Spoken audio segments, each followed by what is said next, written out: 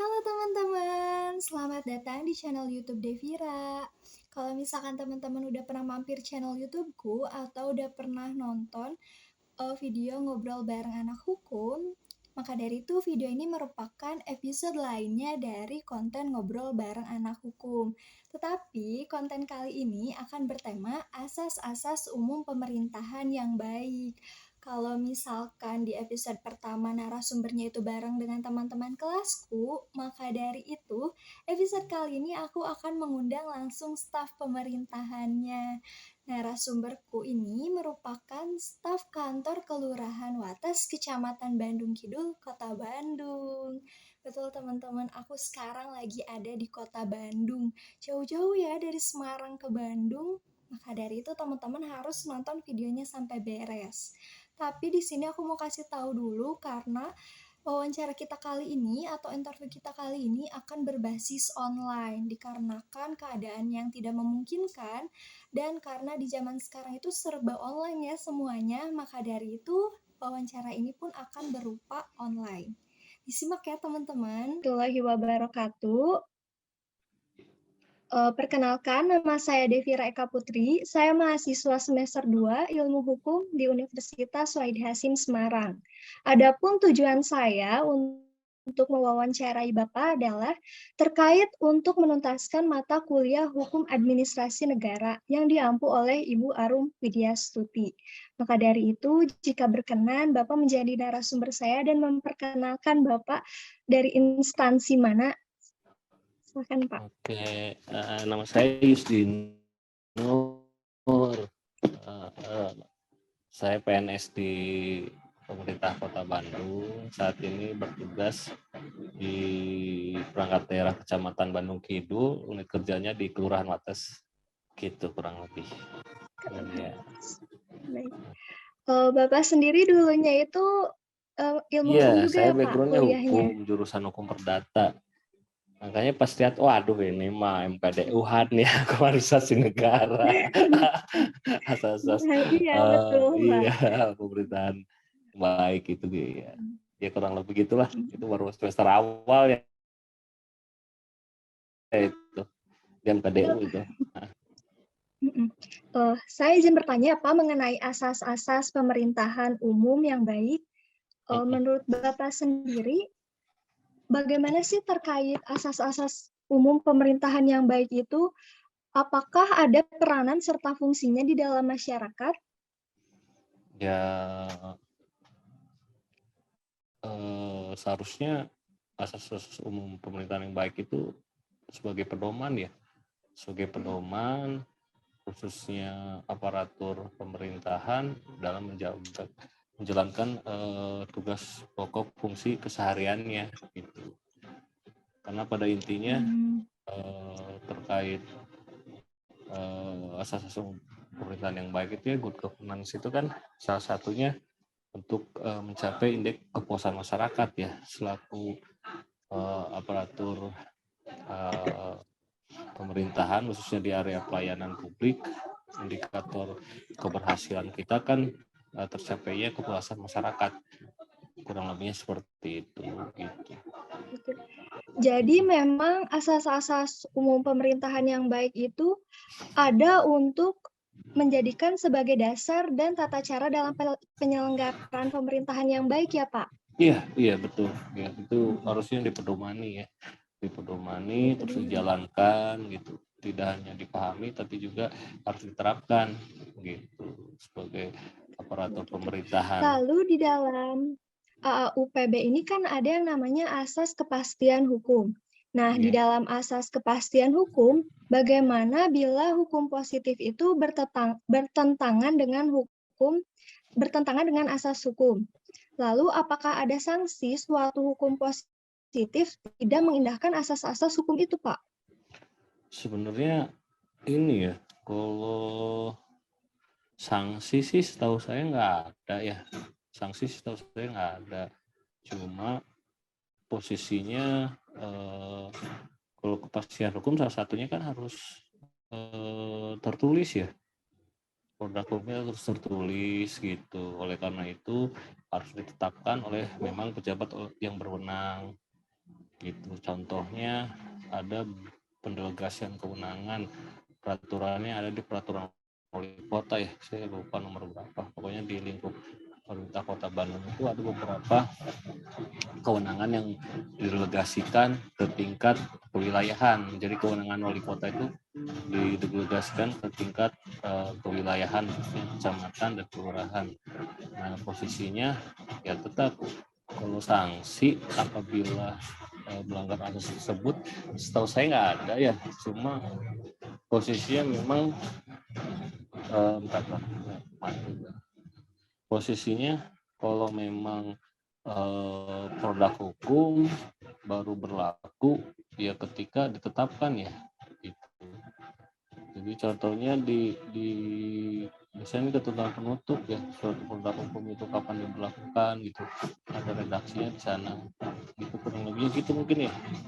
Iya. Oh, berarti untuk sanksinya tersebut itu tidak ada ya, Pak?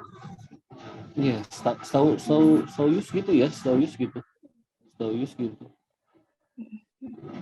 Tapi bagaimana jika dalam asas tidak menyalahgunakan kewenangan ada RT atau RW menyalahkan kewenangan tersebut? Apakah sikap pemerintah dalam menangani hal tersebut ada sanksinya? Kan kalau misalkan RT RW itu bisa dibilang sebagai yang paling dasar ya Pak dalam pemerintahan. Nah, kalau Oh iya, misalkan menyalahgunakan kewenangan itu sama sanksinya dengan pejabat yang lebih tinggi atau bagaimana Pak? jadi gini, kalau posisi pengurus RT RW ya, pengurus RT RW kalau kita kan jelas ya, aturannya aturan kepegawaian ya, aturan kepegawaian itu berlaku lex spesialis ya, lex spesialis berkata generalis. Kalau memang istilah kita melanggar hanya di tahap administrasi kepegawaian, itu ada sanksinya, ada peraturan perundang-undangannya. Kalau udah masuk ke pidana, beda lain ya, beda urusan gitu nanti. Nah, kalau posisinya di RT RW, nah di RT RW itu kalau kita ngacunya memang ada di Permendagri ya, Permendagri sama Perwal. Nah, posisi khususnya kelurahan ya, khususnya di sini lurah. Lurah itu memfasilitasi saja, baik gitu. Jadi kalau memang di salah satu pasalnya, pasal terakhir lah kalau nggak salah, Perwal terkait RT RW itu, jadi kalau pengurus RW itu dianggap sudah atau dianggap atau tidak mendapatkan lagi kepercayaan oleh warganya, maka kita posisinya kelurahan memfasilitasi. Nah, tahapannya dari pengurus RW tersebut melakukan musyawarah disertai berita acara. Nah, itu bisa diberhentikan. Nah, diberhentikan kalau memang sudah dianggap tidak mendapatkan kepercayaan dari warga. Nah, lain kasus kalau yang bersangkutan melakukan tindak pidana gitu kan, itu beda ya, itu harus jalannya kan SPKP ke polisi ya, ke sentra pelayanan polisi terpadu. Nah, kan itu harus bentuknya laporan ke polisi, nanti bertahap penyelidikan dan lain sebagainya, nanti kan proses beracara. Nah, kalau hanya terkait administrasi di tingkat RT RW, posisi kelurahan itu memfasilitasi apabila memang anggap aja bahasanya masih tidak percayalah dari warganya kepada pengurus, khususnya ketua RT atau ketua RW, nah itu bisa diberhentikan, ada di perwal itu teh, gitu tahapannya juga, semua mekanismenya ada di sana. Gitu. Tapi Pak, kalau misalkan pemilihan RT RW itu biasanya berdasarkan apa sih Pak? Itu kan masa berlaku jabatan itu kan 3 tahun. Nah, teknisnya itu ada di perwal. Di perwalnya ada teh gitu ya. Kalau kan itu munloknya kita ada di peraturan wali kota Bandung. Nomor lupa lagi, tahunnya juga lupa. Tapi ada perwalnya, ada tingkat kota Bandung. Nah, mekanisme seperti apa? Nah, itu tahapannya kalau tidak salah, karena masa jabatan itu turunan dari Permendagri ya tuh ya.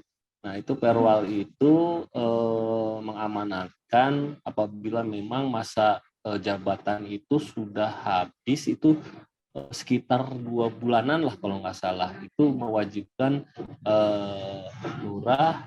kelurahan atau lurah itu untuk memulai proses mekanisme untuk pemilihan kepengurusan yang baru, gitu, pemberitahuan dan Berarti lain sebagainya. iya, 3 Ya, tahun sekali ya, Pak? iya 3 tahun, masa jabatannya 3 tahun. Lalu RW nih 3. kan kalau misalkan kelurahan itu biasanya berhubungan dengan pelayanan ya Pak, kayak Ya, misalkan buat KTP.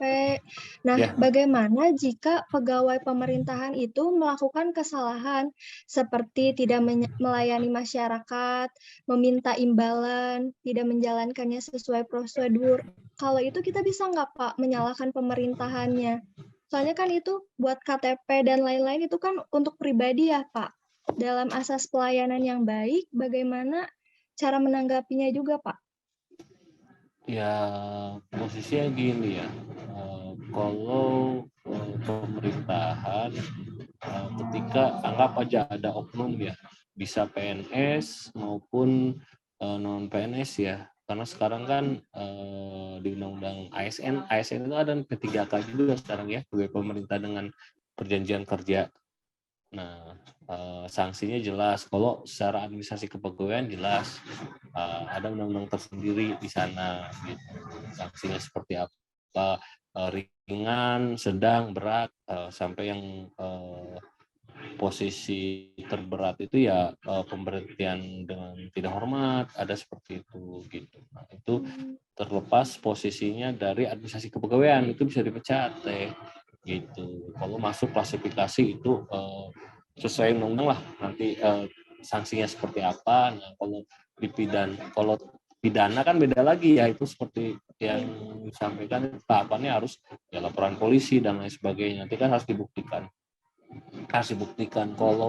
Kalau terkait produk hukum administrasi negara ke PT UN biasanya kan. Nah, itu harus dibuktikan dulu jalurnya ke sana. Jadi bukan ke pengadilan negeri kalau pidana dan lain sebagainya. Kalau terkait produk administrasi pemerintahan, contoh ada keputusan kalau di internal nih ya, internal pegawai. Contoh ada pemberhentian pegawai. Nah, itu ketika digugat oleh yang bersangkutan itu jalurnya ke PT UN gitu, bukan ke pengadilan negeri, kayak gitu kalau administrasi negara. Gitulah kurang lebihnya.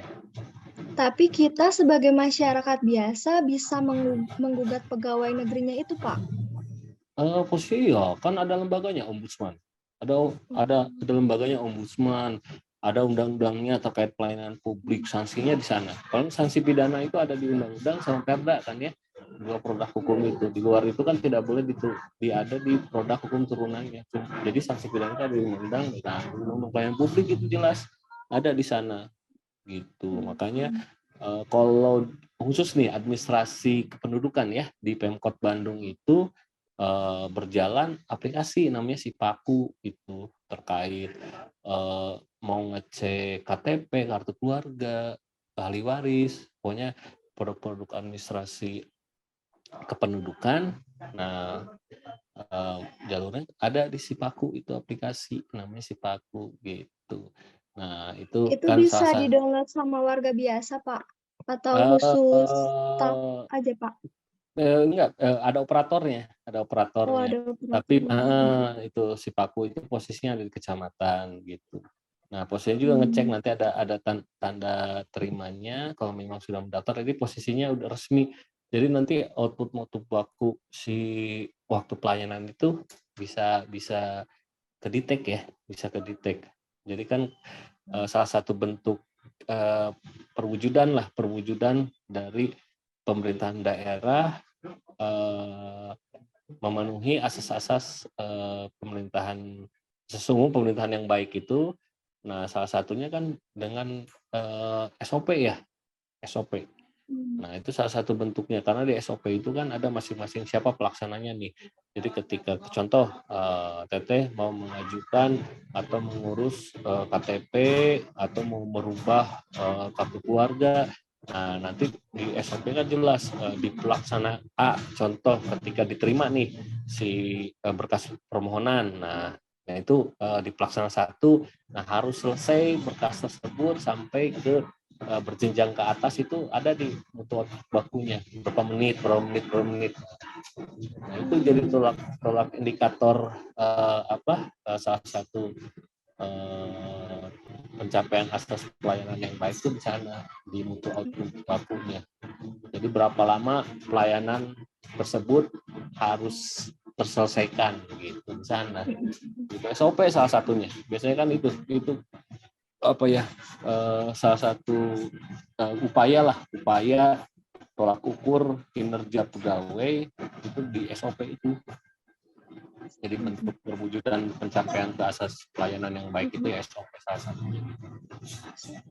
Nah, menyinggung tentang asas pelayanan yang baik ya Pak. Apa contoh penerapan asas-asas umum pemerintahan yang baik yang telah dilakukan Kelurahan Wates dan apa manfaatnya bagi masyarakat sekitar? Nah, ya itu salah satunya itu tadi yang udah disampaikan itu ya SOP itu SOP terkait administrasi kependudukan khususnya. Nah, posisinya itu ada dikasih dikasih pemerintahan. Nah, salah satu atau berbagai bentuk pelayanan administrasi pemerintahan ada di sana. Jadi ketika warga pemohon mengajukan kepengurusan terkait ahli waris itu bagaimana saja tahapannya, terus mengurus KTP, terus mengurus kartu keluarga gitu, tahapannya atau NA yang untuk yang mau menikah. Nah itu ada SOP-nya. Di situ kasih pemerintahan gitu. Dan di sini kasih Ekbang ya ekonomi dan pembangunan di sana. Gitu. Nah, Pak, kan kalau misalkan warga tuh apa-apa pasti yang terdekat itu kelurahan ya, Pak. Ya. Nah, ada nggak sih warga-warga yang suka melanggar asas-asas tersebut bukan hanya dari pihak pemerintah ya, Pak? Misal warga disuruh bikin KTP atau bikin kartu keluarga tapi tidak mau KTP-nya tidak ada atau misalkan yang mau berumur 17 tahun tapi tidak ada bukti bahwa dia berumur 17 tahun. Itu biasanya ngatasin warga-warga yang bandel itu kayak gimana ya, Pak? Kita sih normatif ya Teh ya. Kita sih normatif. Jadi isinya gini, kalaupun anggaplah ada oknum yang mencoba meloloskan, karena ini kan lintas unit kerja ya. Contoh ketika proses pengajuan KTP oleh warga pemohon baru ya, yang KTP baru ya, belum pernah punya KTP. Itu di Sipaku by system udah tertolak Teh. Kalau belum 17 tahun gitu. Jadi kan sekarang terintegrasi ya semua jenis identitas itu salah satunya KIA ya, kartu ibu dan anak. Dari awal itu kalau memang di bawah umur itu kan harus bikin KIA. Nah, kalaupun posisinya KTP itu harus dilengkapi dengan persyaratan-persyaratan, contoh akta lahir dan lain sebagainya. Nah, verifikasi secara manual itu dilakukan Teh. Jadi berjenjang, takutnya ada terlewat oleh salah satu pelaksana dalam hal ini di tingkat kelurahan. Nanti diverifikasi ulang di tingkat kecamatan. Nah, kita berjenjang Teh gitu. Jadi kan bisa saja ya ada kehilapan, unsur kehilapan, namanya juga manusia ya gitu. Ada unsur kehilapan, makanya proses verifikasinya itu berjenjang dari staf, lalu ke Kasipem, lalu ke lurah, nanti dibawa ke kecamatan, itu oleh staf, nanti oleh pemerintahan kecamatan, oleh sekcam, oleh camat. Nah itu berjenjang Teh gitu. Jadi meminimalisir kesalahan di sana gitu. Jadi proses Berarti verifikasi yang berjenjang. administrasi masyarakat tuh kayak KTP, KK emang udah tercantum dalam aplikasi itu ya, Pak? Iya, tapi namanya aplikasi kan tetap saja kita harus lakukan dulu secara manual karena kelengkapan administrasi itu kan harus diinput ya. Nah, makanya proses verifikasi manual itu yang harus secara cermat karena bisa saja ada itikat, ya anggap aja oknum masyarakat, itikat tidak baik. Jadi istilahnya kita harus waspada gitu, bukannya berprasangka buruk ya gitu, tapi kita Iya. harus waspada karena ketika terjadi kesalahan atau kelalaian atau sampai terbit suatu produk administrasi kependudukan. Nah, itu ya di situ nanti panjang urusannya teh. Apalagi yang Mhm, sensitif nih terkait waris. Nah, itu kalau waris mhm, itu bisa urusannya sama hukum. Administrasi iya, pertanahan juga sama teh. Gitu. Administrasi mhm, pertanahan itu walaupun banyak contoh kasus PNS yang sudah pensiun akhirnya harus beracara karena penetapan kebijakan terkait administrasi pertanahan yang secara tidak langsung itu cacat hukum atau istilahnya ada oknum yang memang istilahnya posisinya menerbitkan suatu produk yang melanggar hukum juga. Contoh banyaknya kalau di kelurahan itu warkah kayak surat keterangan kepemilikan tanah. Nah itu banyak sekali kasus-kasus itu yang timbul karena yang di tingkat kelurahan itu administrasi pertanahan itu banyak kasus beracaranya di sana. mhm, mhm, Itu kalau kalau kalau ketun itu kalau di tingkat lurah itu terkait penetapan RW teh gitu. Karena kan mmm, kepengurusan RW itu nanti ditetapkan oleh lurah. Nah, apabila dalam proses mekanisme pemilihannya tidak sesuai dengan peraturan perundang-undangan, itu bisa digugat di PT UN. mhm, Nah, iya, makanya harus hati-hati sekali gitu. mhm. Gitu teh. Tapi Pak, menyinggung tentang RT RW lagi ya Pak, kan mereka bisa digugat tuh, tapi mereka tuh sedengar saya ya, kerjaan mereka tuh nggak pernah dibayar bulanan atau dapat gaji bulanan. Itu bener nggak Pak? Kalau misalkan betul, berarti jadi RW atau RT juga merupakan suatu hal yang berat ya Pak? Soalnya mereka bisa dapat kena masalah, sedangkan mereka nggak dapat fee yang sebanding dengan itu Pak. Itu gimana ya? Iya, kalau kalau sebenarnya posisi pengurus RT RW itu ada honornya, tapi itu kembali Mhm, ke kemampuan keuangan daerah ya, masing-masing daerah. Tapi mmm, rata-rata itu di bawah sejuta lah, rata-rata ya Teh ya. mhm, Rata-rata itu di bawah sejuta, itu honor masing-masing pengurus.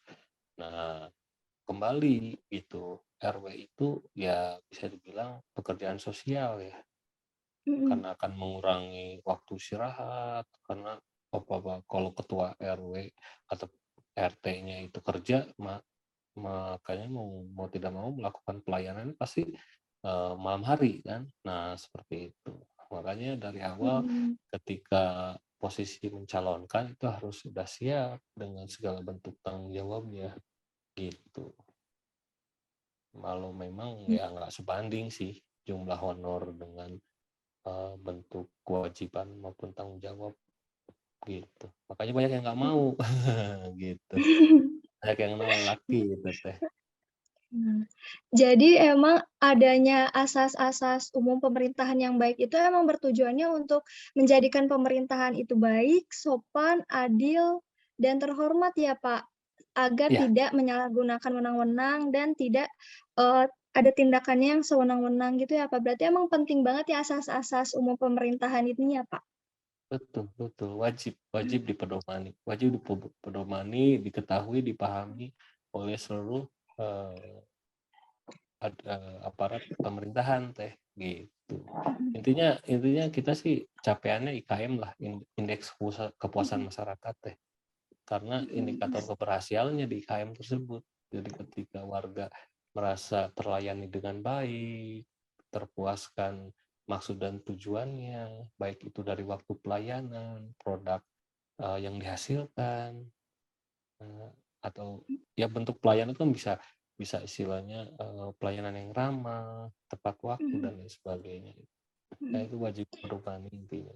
Mhm. Berarti yang kita pelajarin semasa kuliah itu memang pada saat kita bekerja itu ada manfaatnya ya, Pak?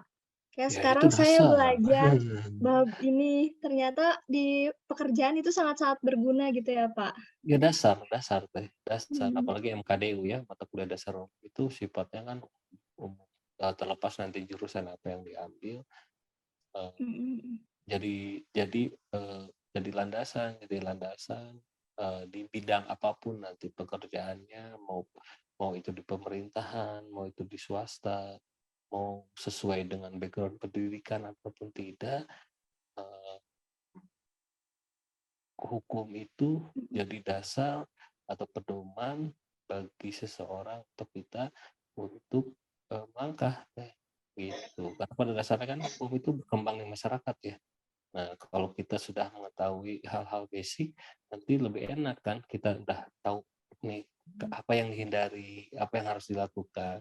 Nah, itu kan menjadi nilai tambah lah, nilai tambah Mhm. lulusan hukum ketika terjun ke dunia kerja. Seperti itu kurang lebih gitu teh. Mhm mhm. Gitu. Terakhir nih, Pak, pertanyaan terakhir, tapi ini di luar konteks ya, Pak. Ya, boleh. Ngomong sebagai mahasiswa hukum dan lulusan hukum Hmm. aja nih, Pak. Nah, ya. Sewak eee, Nyesel nggak sih, Pak, pernah belajar hukum, terus kayak ngambil pilihan ke hukum, dan setelah bekerja itu apa sih manfaatnya bagi Bapak sendiri, Kak? Jadi biar ke teman-teman yang sekarang lagi malas belajar atau yang nunda-nunda tugas dan lain-lain, ngasih wejangan gitu, Pak, setidaknya. Ya intinya gini lah, semua elemen kehidupan itu pasti bersinggungan sama hukum ya. Salah Mhm, satu bidang yang banyak bersinggungan di semua elemen kehidupan itu pasti itu hukum. Eh, mhm, Contoh ketika administrasi pemerintahan membuat produk, bisa semua orang membuat, anggap aja bentuk keputusan. mhm, Tapi yang memenuhi landasan sosiologis, filosofis, yuridis, itu secara tidak langsung pasti yang background-nya hukum, kurang lebih seperti mmm, itu. Nah, banyak di unit kerja lain lah gitu atau dinas itu yang membuat produk hukum itu bukan background hukum teh. Nah, kalau orang hukum pasti tahu lah ini yang buat itu orang hukum atau bukan, karena dari mhm, susunan, dari redaksi, pasti udah tahu. Karena kita kan pasti mengedepankan landasan yuridis ya dalam membuat suatu produk yang sederhana aja seperti surat dinas, gitu, surat mmm, biasa. Itu pasti mhm, tahu lah. Kalau orang hukum pasti ini pasti yang bikin bukan orang hukum. Nah, kurang lebih seperti itu. Makanya istilahnya jadikan eh, pengalaman atau waktu ketika kita dalam masa kuliah itu dengan sebaik-baiknya. Jangan sampai ada penyesalan, karena salah satunya Yus juga kan agak nyesel itu dulu waktu kuliah itu agak nggak serius gitu. Nah, baru kerasanya mmm, ketika di dunia kerja teh. Jadi ada mhm, hal-hal, salah satunya nih hukum administrasi negara itu udahlah yang penting lulus aja gitu. Padahal kan ini basic ketika terjun ke dunia pemerintahan, hukum administrasi negara, hukum tata negara itu kan basic banget ya Han sama ATN itu. Kurang lebih mhm, seperti itu, gitu. Makanya, dimanapun nanti rezekinya di dunia pekerjaan, apa yang kita pelajari ketika masa kuliah akan sangat-sangat membantu, sangat-sangat membantu. Karena hukum itu kurang lebih, bidang atau, jurusan yang, daya tampung atau penerimaan di dunia kerjanya luas deh. Mau mmm, di dunia perbankan, di mhm, perusahaan, itu pasti. Mau bisa ditempatkan di HRD ataupun di legal, itu luas sekali gitu. mhm, Jadi istilahnya kesempatan untuk berkarir itu lebih luas, kesempatan atau presentase penerimaan di semua bidang kerja itu lebih luas juga gitu. Jadi bersyukur sudah memilih jurusan yang menurut pendapat Yus ya tepat gitu. mmm. Karena ada Jadi mem nggak jadi nggak melulu harus di pengadilan atau di enggak, kejaksaan ya, Pak?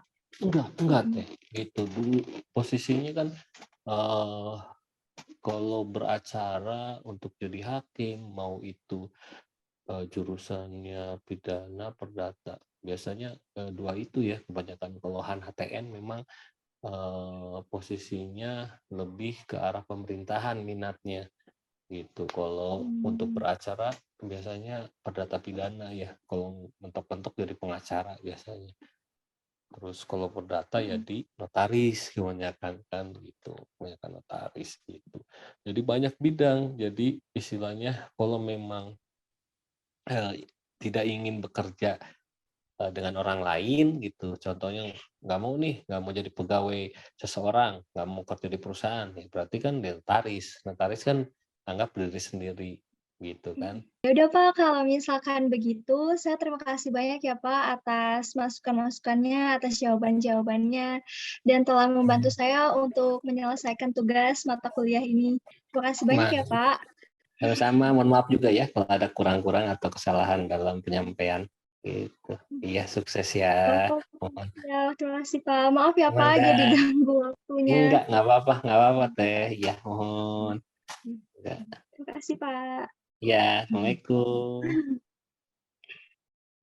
Nah, teman-teman, tadi udah lihat kan wawancara aku sama Pak Yus.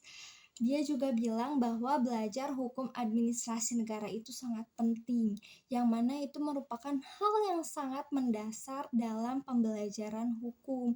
Apalagi kalau nanti teman-teman mau ngambil kepemerintahan, bekerjanya itu nanti sangat-sangat terpakai. Jadi untuk teman-teman yang sekarang kuliahnya lagi malas-malesan atau lagi nggak ada semangatnya, tadi udah dikasih wejangan tuh sama Pak Yus. Dan jangan lupa ya untuk terus belajar hukum administrasi negara, karena tadi beliau pun bilang awalnya beliau belajar hukum administrasi negara itu asal lolos aja, tapi ternyata pada saat beliau bekerja itu sangat-sangat terpakai. Jadi untuk teman-teman semua, manfaatkan kesempatan selagi ada.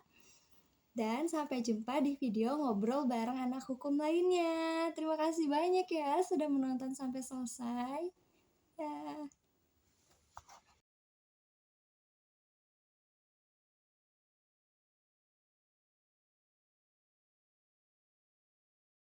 Juga di sini apalagi di bidang pesos yang terkait dengan masalah kebebasan anak, di situ sudah diatur di dalam itunya, masalah dengan nanti ada pengawasan ODGJ semua. Nanti kan kenapa sih